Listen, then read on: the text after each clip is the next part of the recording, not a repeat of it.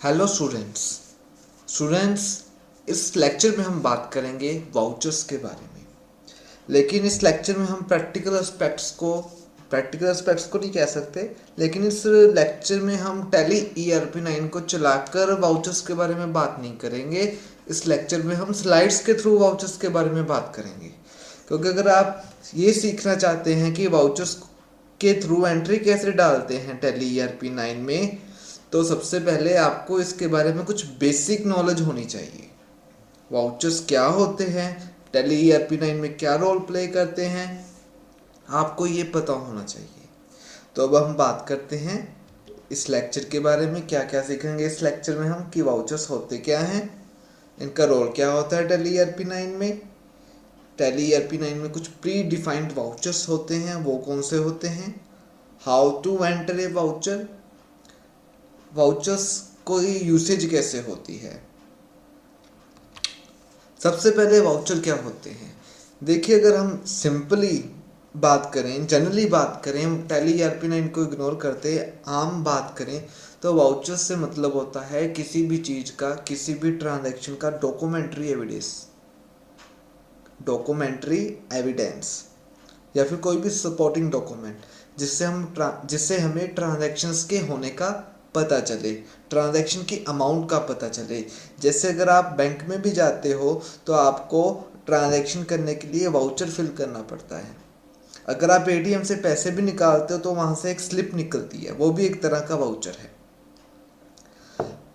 Business में जब आप कोई भी चीज़ परचेज करते हो, या चाहे वो गुड्स हों या फिर वो फिक्स एसेट हों, तो आपको उसके साथ एक इनवॉइस मिलता है जिसको हम परचेज इनवॉइस कह सकते हैं, ठीक है।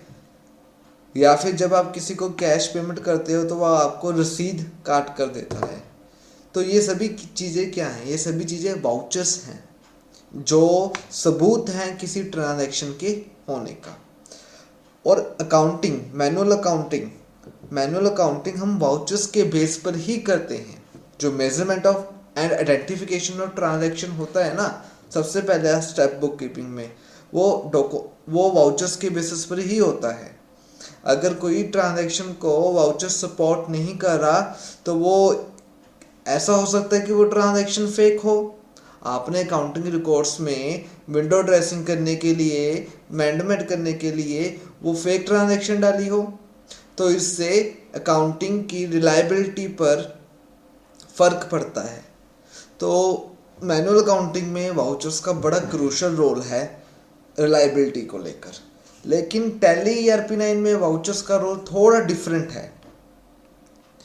वाउचर्स का टैली ERP9 में रोल क्या है, डिफरेंट कैसे है।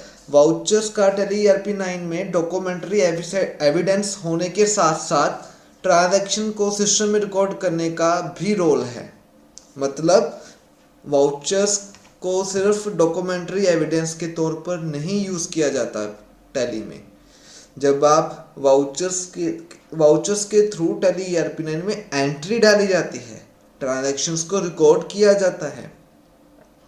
जैसे अगर आपके पास परचेज इनवॉइस है, अगर आपके पास सेल इनवॉइस है, तो वो अलग बात है। आपको किसी ने पेमेंट दी, आपने कैश रिसिप्ट दी, वो हो गया मैनुअल अकाउंटिंग में वाउचर, कैश रिसिप्ट जो आपने कैश मेमो से काट कर दी।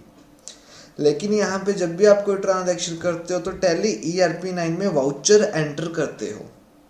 What does that mean, voucher enter करने का मतलब आपके पास वो एक वाउचर भी बन जाता है, रसीद भी बन जाती है, एक तरह से डॉक्यूमेंट्री एविडेंस भी बन जाता है। और जब आप वाउचर एंटर करते हो तो बुक्स में, टैली में वो एंट्री रिकॉर्ड भी हो जाती है। आपको अलग से रिकॉर्ड करने की ज़रूरत नहीं पड़ती। आपको ऐसे नहीं है कि पहले जैसे मैनुअल अकाउंटिंग में होता है, पहले जनरल में एंट्री या किसी और बुक ऑफ प्राइम एंट्री में एंट्री डालो, फिर लेजर में एंट्री पोस्ट करो, लेजर अकाउंट्स को बैलेंसिंग करो, और ऐसे ही अकाउंटिंग साइकिल में घूमते रहो।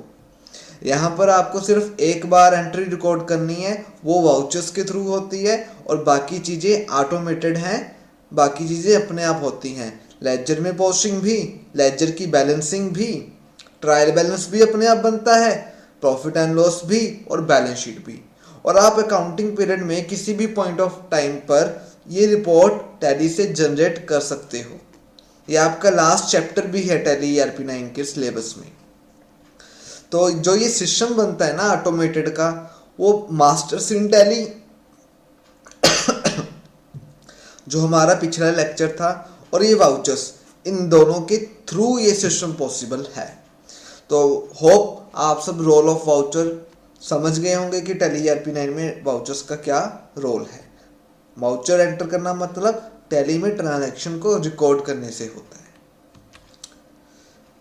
टैली ERP 9 में जैसे प्री डिफाइंड कुछ ग्रुप्स से, जिसको हम प्राइमरी और सब ग्रुप्स कहते थे, प्री डिफाइंड 2 लेजर अकाउंट्स भी थे, वैसे ही प्री डिफाइंड वाउचर्स भी हैं।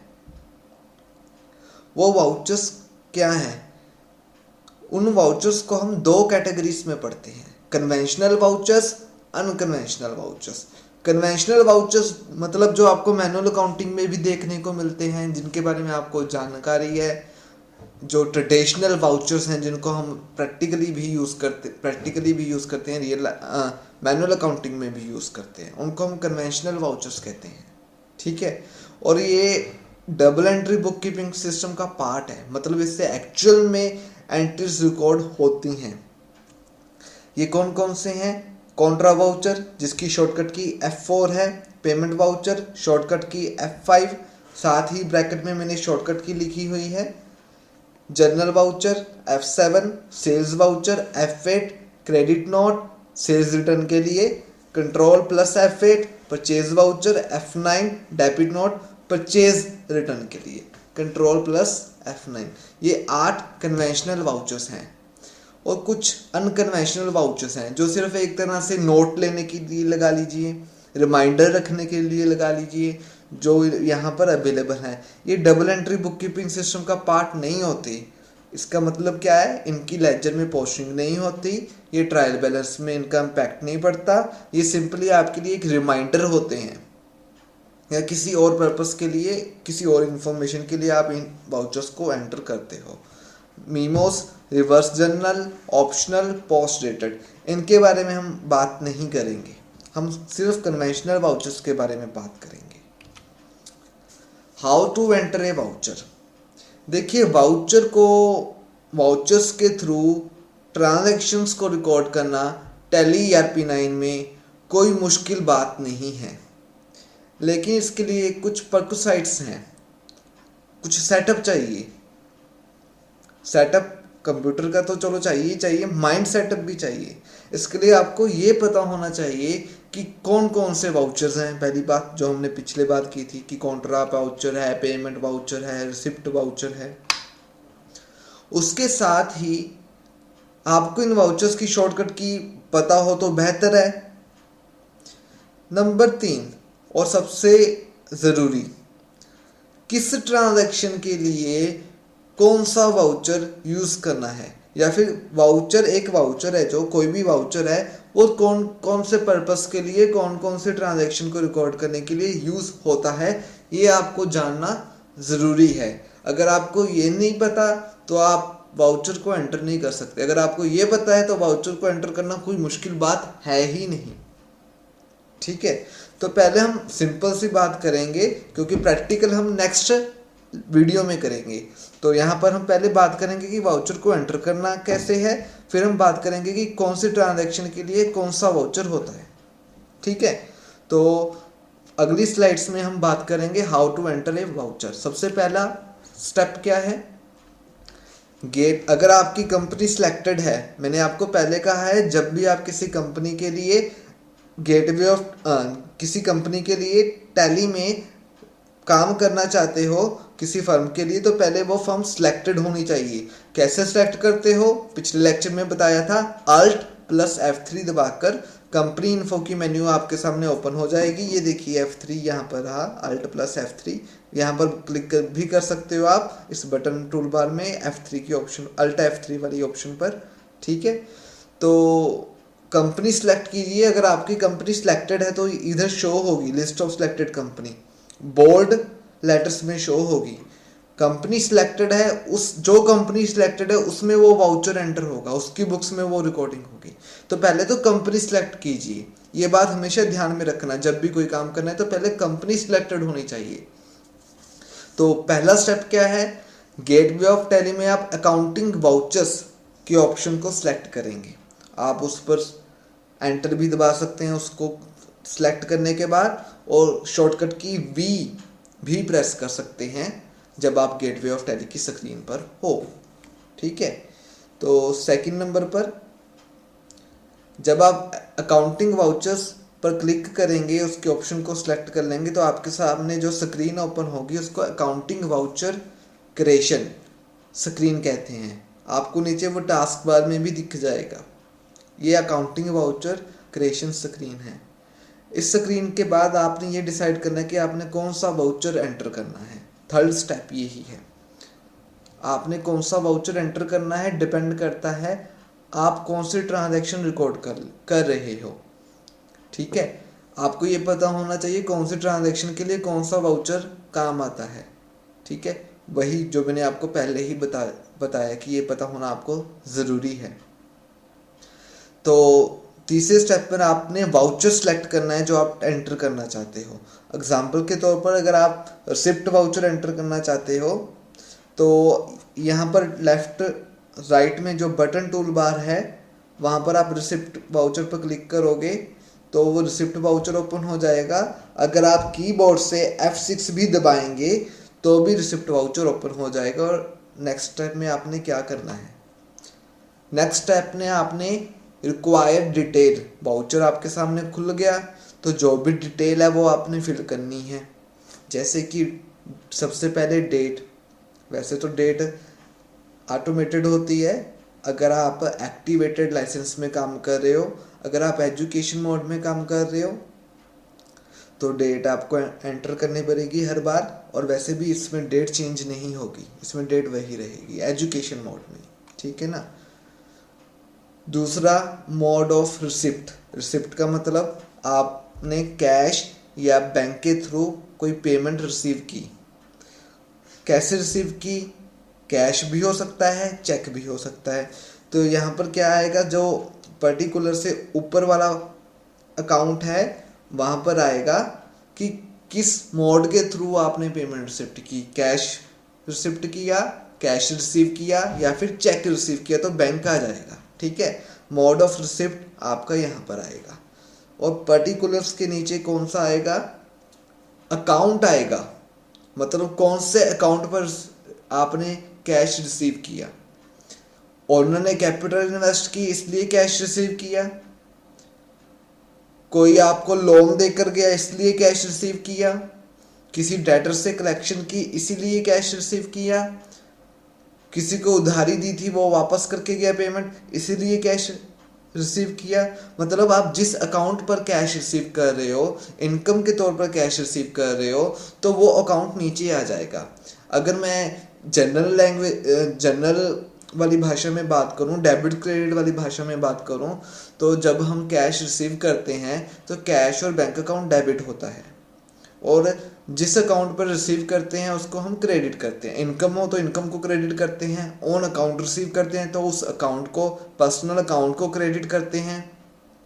अगर हम एसेट को सेल करते हैं तो रियल अकाउंट होता है क्रेडिट व्हाट गोज आउट, उसको भी क्रेडिट करते हैं। ठीक है, तो जिस अकाउंट को क्रेडिट करते हैं वो यहाँ पर आएगा नीचे पर्टिकुलर्स के अंडर।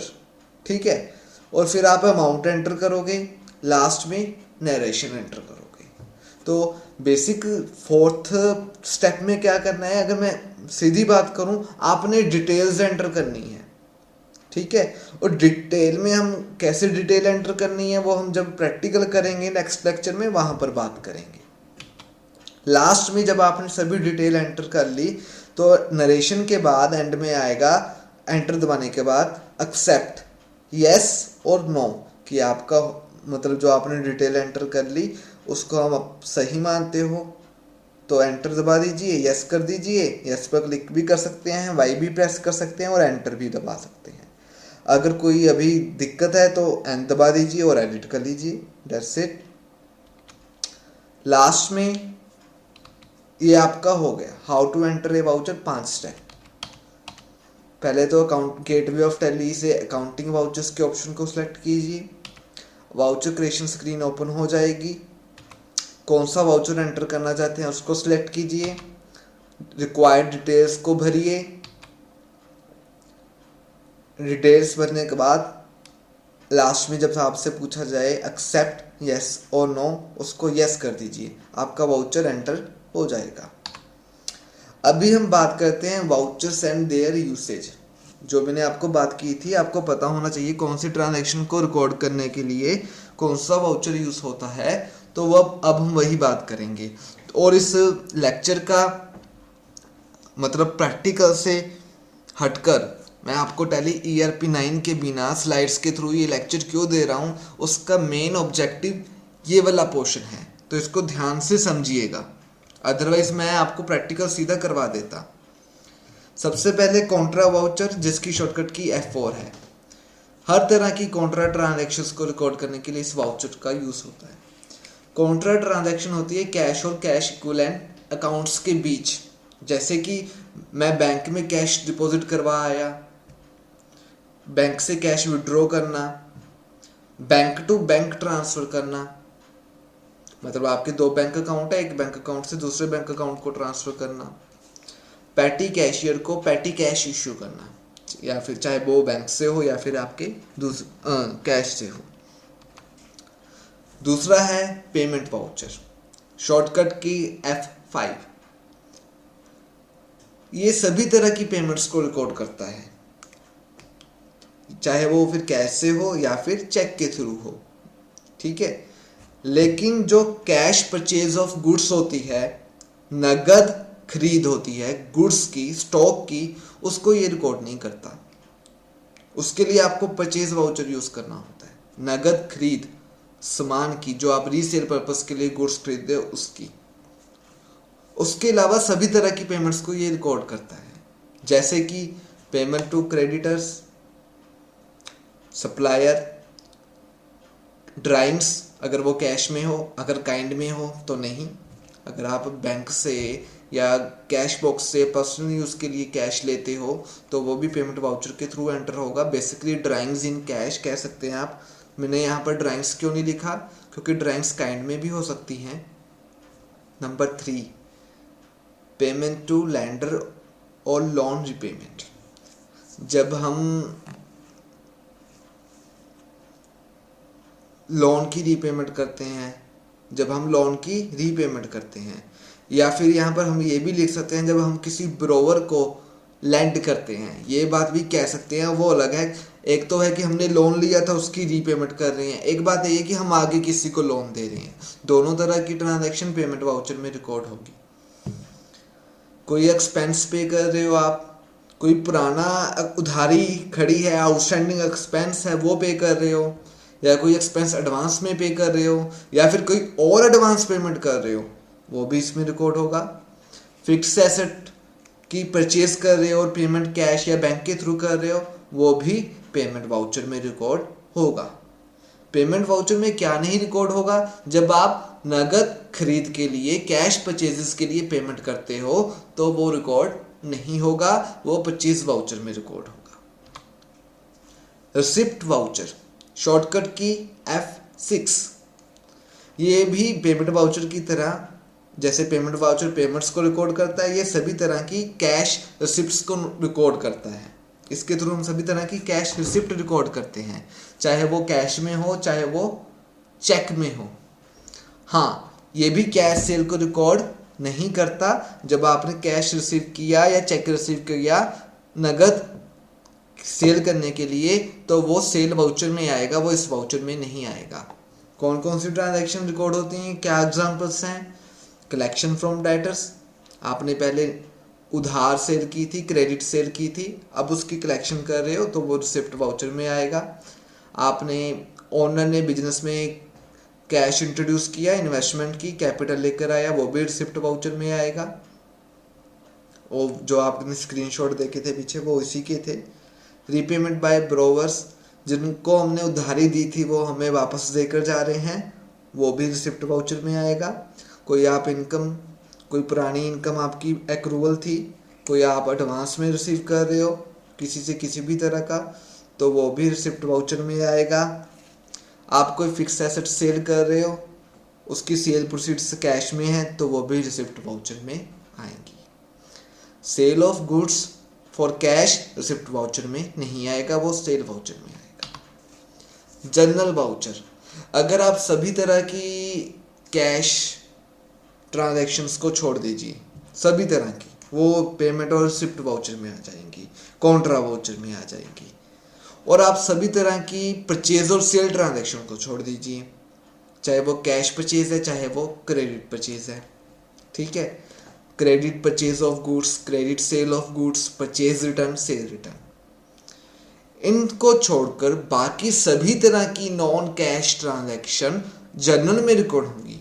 सभी तरह की नॉन कैश ट्रांजैक्शन 4 को छोड़कर, credit purchase of goods, credit sale of goods, purchase return, cell return, क्योंकि ये 4 ट्रांजैक्शन रिकॉर्ड होंगी purchase voucher, cell voucher, debit note और क्रेडिट नोट के थ्रू। और बाकी cash transaction Contra voucher, payment voucher और रिसिप्ट वाउचर के through. और बाकी के सभी नॉन कैश ट्रांजैक्शन जैसे ड्राइंग्स इन काइंड, ठीक है, वो कैश ट्रांजैक्शन वो जनरल वाउचर के थ्रू रिकॉर्ड होंगी। सेल्स वाउचर, यहां पर सभी तरह की सेल्स गुड्स को लेकर, देखिए हम अकाउंटिंग में सेल्स का मतलब ही होता है सेल्स ऑफ गुड्स, स्टॉक का सेल मानते हैं हम, फिक्स एसेट की सेल को हम सेल्स अकाउंट में नहीं रिकॉर्ड करते। इस वाउचर के थ्रू हम गुड्स या सर्विसेज की सेल को रिकॉर्ड करते हैं, वो सेल्स कैश पर हो या फिर क्रेडिट पर, वो मायने नहीं रखता। लेकिन एक बात ध्यान में फिर से रखें, मैं बार बार ये बात कह रहा हूँ, पीछे भी मैंने ये बात की है कि फिक्स एसेट की सेल वाउचर में नहीं, वो रिसिप्ट वाउचर में रिकॉर्ड होगी, और फिक्स एसेट की सेल रिसिप्ट वाउचर में रिकॉर्ड होगी। रिसिप्ट वाउचर में कैश सेल रिकॉर्ड नहीं होगी। कैश सेल हो, क्रेडिट सेल हो, अगर गुड्स की सेल है वो सेल वाउचर में रिकॉर्ड होगी, ठीक है। तो कैश और क्रेडिट सेल ऑफ गुड्स को हम सेल्स वाउचर के थ्रू रिकॉर्ड करते हैं, शॉर्टकट की F8। Purchase voucher, purchase voucher सभी तरह की परचेजेस को रिकॉर्ड करता है। सभी तरह की मतलब कैश और क्रेडिट से परचेज को रिकॉर्ड करता है। सभी तरह में फिक्स एसेट की परचेज नहीं आती, वो पेमेंट वाउचर में रिकॉर्ड होता है। क्रेडिट नोट सेल्स रिटर्न को रिकॉर्ड करने के लिए, डेबिट नोट परचेज रिटर्न को रिकॉर्ड करने के लिए। और ये था हमारा एक छोटा सा लेक्चर वाउचर्स को लेकर।